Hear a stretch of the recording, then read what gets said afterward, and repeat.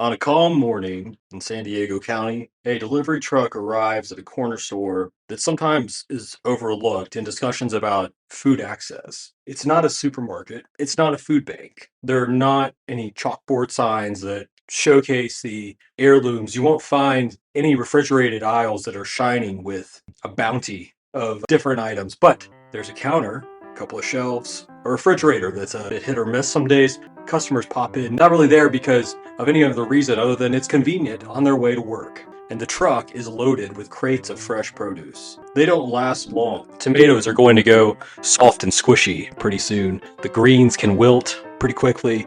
The bananas don't really care if you approve when they make their decision to ripen. Whether those crates are seen as progress or whether they're seen as a waste is really about something a lot more delicate than just supply and or demand or something simple. It's about something complex. It's about coordination. We discuss sometimes a lack of access of healthy food is either a moral issue or something that's missing in a market. We talk about it like it's an education issue. If folks just knew what to eat, or we talk about it as a policy slip up that needs to be fixed. Underneath all these explanations lies a quieter, more persistent truth that fresh food doesn't make it to some neighborhoods. It's not because people don't care. It sometimes fails to do so because uncertainty compounds faster than the system can absorb it. This is where BrightSide Produce operates. This is where they do their thing. BrightSide Produce is a distributor that focuses on helping small and independent neighborhood stores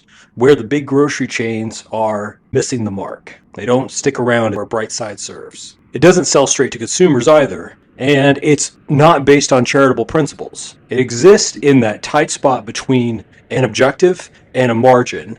Every decision needs to work both as an operational call and a social one at the same time. Fresh produce can be pretty tough to deal with. If you don't order enough, customers are going to soon realize that sticking to what they know feels a lot safer than taking a chance on something that might not even be there. When you order too much, it can really eat into those already tight margins. In any case, trust is online. The system itself doesn't crash in any dramatic fashion. It slips away quietly with little changes that slowly turn into habit. And customers stop looking, store owners stop restocking, and distributors start to pull back. And what sets BrightSide apart is not that it has found a solution to this problem. What's really intriguing about this is that it looks at food access not just in terms of demand and economics or in terms of morality. It looks at it as a challenge of keeping up with things in a coordinated fashion when there's a lot of uncertainty involved. And this is where a lot of good intentions can stumble.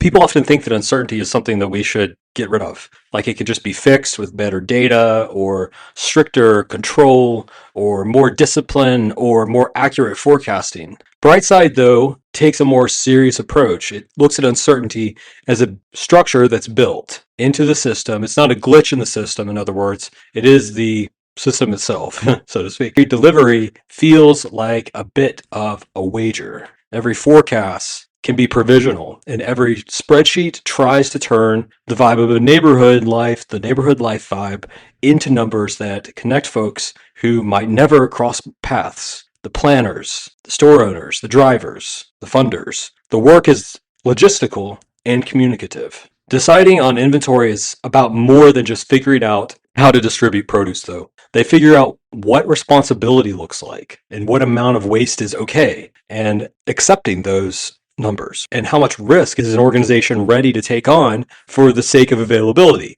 You could look at a crate of unsold apples as a sign of inefficiency. You could also decide to think about what else is on the menu in terms of your perception. You might see it as the price we pay for making fresh food visible long enough to build trust. An empty shelf might look like a failure at first glance, but it could also mean that demand is really outpacing the supply in a pretty big way that needs our attention. None of these meanings come naturally. It's important to explain them, to go over them again, to keep up with them regularly. At first glance, BrightSide seems like just another distribution company. And inside, it feels like an ongoing conversation, though, where the organization stays intact only as long as everyone keeps up with the coordination. If explanations fall short, trust tends to slip away too. And when trust starts to waver, access tends to slip away too. Here's the thing that often gets overlooked, though, in policy discussions and in marketing efforts. Not just often, pretty much all the time, it gets overlooked in these discussions. Just having good values is not enough to fix food access issues. It's all about the everyday choices that these organizations make, the decisions they make, like how much to order and when to deliver, and how we see mistakes. In this situation, ethics are not in mission statements. They're really in about the reorder quantities. Brightside really makes us think about whether fresh food should be accessible in every neighborhood. We've already settled that question. What's really tricky then is figuring out how much uncertainty we're okay with living alongside and who we think should handle it, just so that access can actually happen. Basically, the issue with fresh food isn't that we don't have solutions or we don't have enough available. We often overlook just how much effort, though, goes into keeping these imperfect systems running smoothly for a significant amount of time. That's what we'll be looking at today on decisions at the Fulcrum.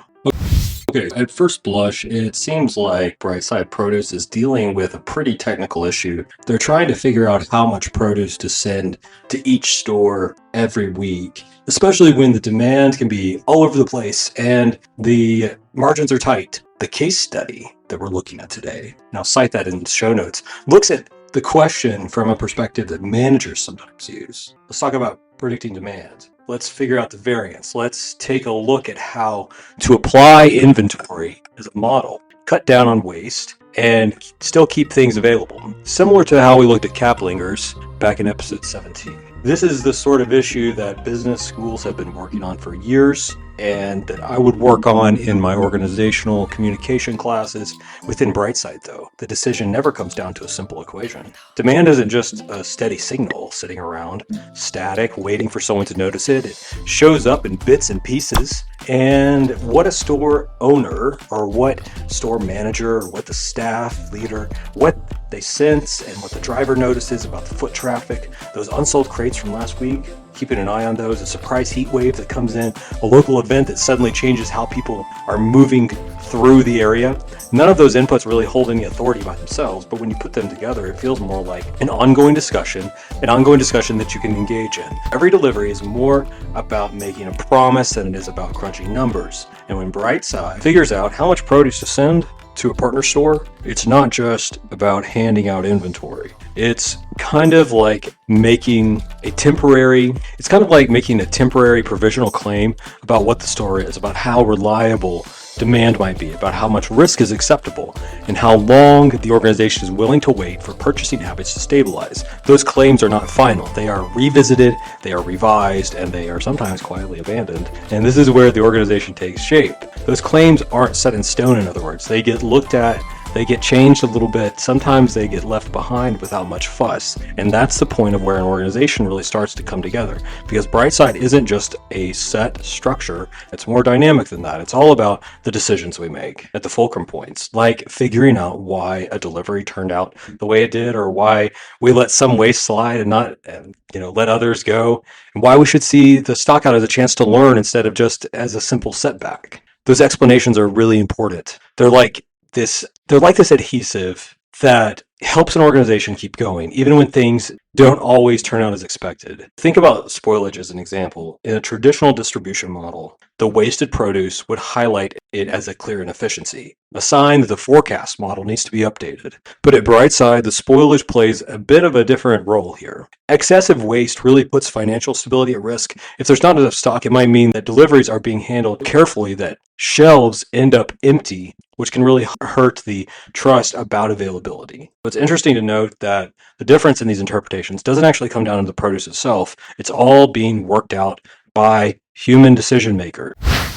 But all of these factors guide future decisions and justify present decisions and align or misalign the people who have to keep showing up. What the case in this situation quietly reveals is that Brightside's most consequential work happens after the numbers are run. The inventory model doesn't resolve uncertainty. It doesn't eliminate uncertainty. Instead, it turns it into something that people can work on together. The model then serves as a reference point rather than a definitive solution, and it provides the organization with a way to talk about trade-offs without falling into the spiral of moralism or the spiral of austerity, and cost cutting. In this way, BrightSide spreadsheets act more like tools for discussion rather than a means of control. And they help keep everyone's focus just long enough for people to come to a temporary agreement, at least on the next step. And that agreement is pretty delicate. When things start to fall apart, like when store owners are no longer trusting the deliveries, or when drivers feel like their input doesn't matter,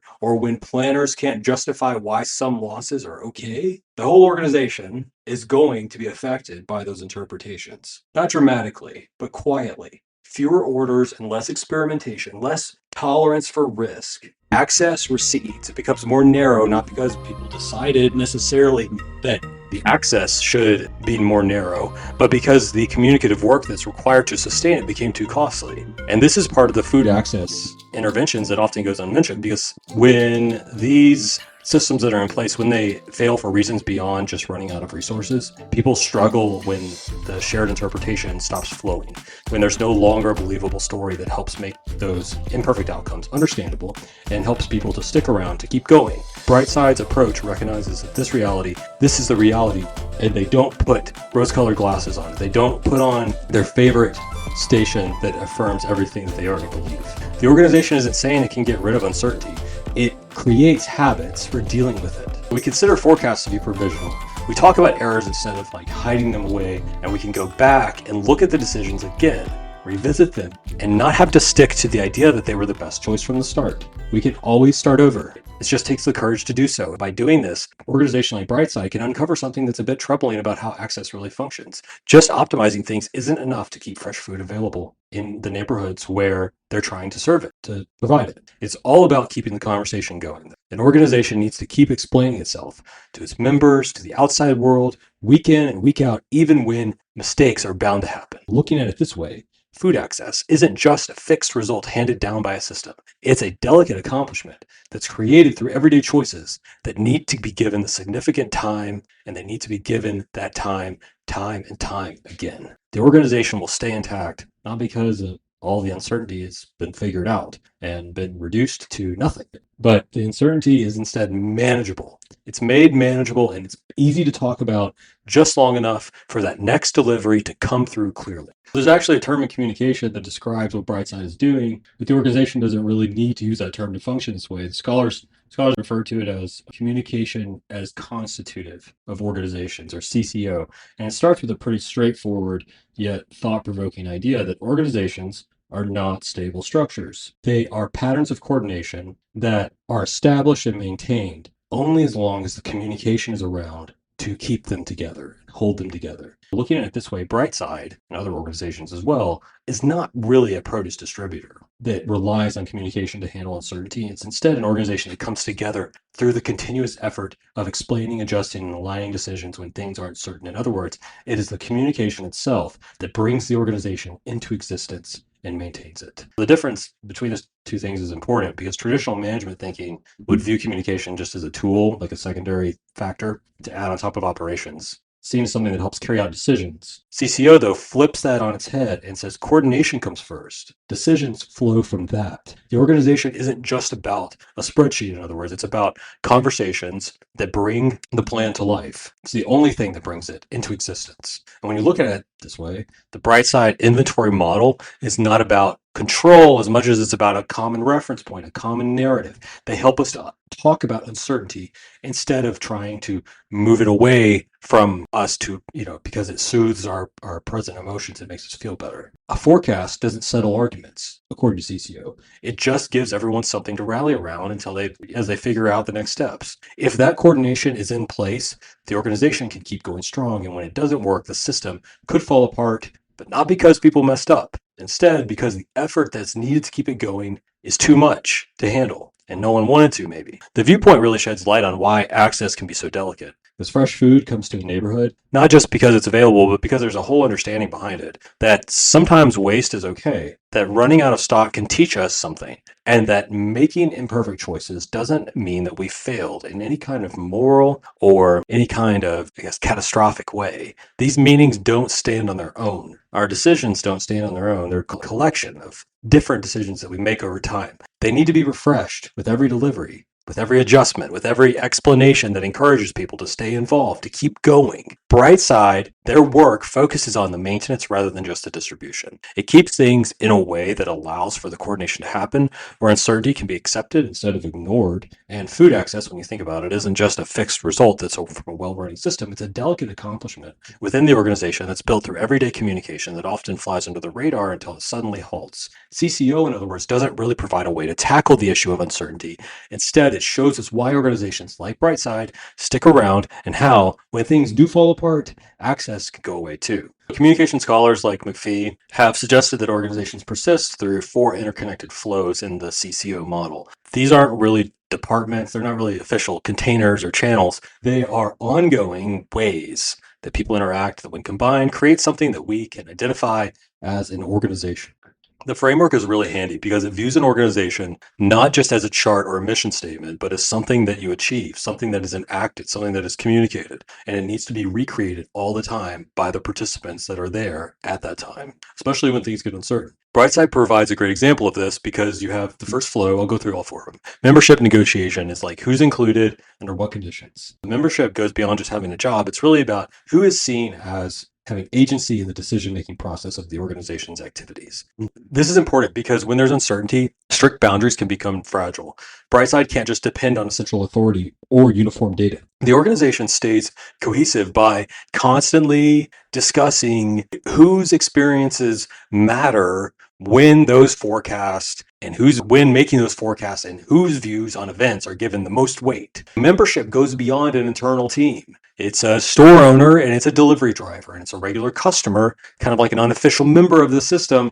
They look at things like foot traffic and spoilage, though, and purchasing habits and what's available. These are all very valuable pieces of information, not just background noise. When a driver shares their story and it influences next week's order, that's when the membership factor comes into play. When a store owner is frustrated and is seen as a way to understand the situation instead of being confrontational, it helps keep everyone included and on board. Number 2 is activity coordination. This is when you align the work when things aren't entirely certain. It's about getting tasks lined up. In stable organizations, coordination usually becomes a part of the routine, becomes a part of the process. At BrightSide, it's still up in the air, though, because forecast meetings and delivery schedules and reorder decisions and feedback loops are not just the logistics. They are also about times when we really connect and work together to manage our reliance on each other. We see every choice we make about how much and when and what to change really gets at the heart of the matter here, because the question is,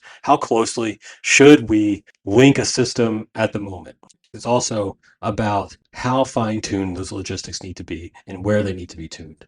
BrightSide really relies on inventory models, not to clear up the confusion, but to create a common point that helps everyone be better at coordinating together, because that helps the organization. The spreadsheet isn't, in this case anyway, it's not about telling you what to do. It's more about sparking that discussion that we've gone over. Coordination is more about guiding different interpretations. It's more about guiding different interpretations to flow in the same general direction rather than just controlling for them. Number 3 is self-structuring. This is about how organizations lay out their rules. You can see self-structuring in the way that they talk about trade-offs. What's a reasonable amount of waste? One or that. Can we say a stockout is what really makes the difference between learning from something and failing at something? These haven't been answered necessarily by anyone. They keep getting answered, though. There's not a fixed answer. In other words, they keep getting answered over time with the explanations that show why this outcome aligns with the organization's identity, even if it seems like a bit inefficient from the outside. Inside, which is where the decisions get made and where the accessibility really will take root and it will be realized. As time goes on, explanations settle into an informal policy and common understanding of what BrightSide is really ready to risk, and the reasons behind it become more clear. And number 4 is their institutional positioning. This is how the organization presents itself to others. BrightSide is always to clarify its purpose to different groups. The funders are looking for one thing, and the partners are seeking reliability, and the communities are expecting consistency in terms of availability. These explanations aren't just about branding or marketing. They are about trust building. They are about survival. And when BrightSide talks about waste as the cost of access or sees volatility as a feature instead of a flaw, it's really setting itself up as a unique kind of organization, because it's not just about being efficient in a purely extractive way. It also embraces financial discipline in its own way, in a way that works for them. So, talk about the four flows and CCO is important in this context because when you look at them together, I think it becomes pretty clear that this case study, this particular situation with Brightside, hints at something important that they are not just held together by optimization or charisma or mission alignment, or it's all about keeping the conversation. It's all about keeping the conversation going across four areas, with each one balancing out when the other one is wobbling, when the other one's wobbling. It's all about balancing them out. Uncertainty is always going to be there. It's an accepted reality, and it flows around through being part of a group. The Brightside case, I think, teaches us something important, that fresh food gets to neighborhoods not because all of the uncertainty has been figured out, but because an organization has decided to try and they figured out how to work with that uncertainty. One discussion, delivery, and explanation at a time. That concludes today's episode. This has been Decisions at the Fulcrum. My name is Dr. William Hoffman, and hope you're having a great first week of the new year, and I will talk to you next time. Talk to you then.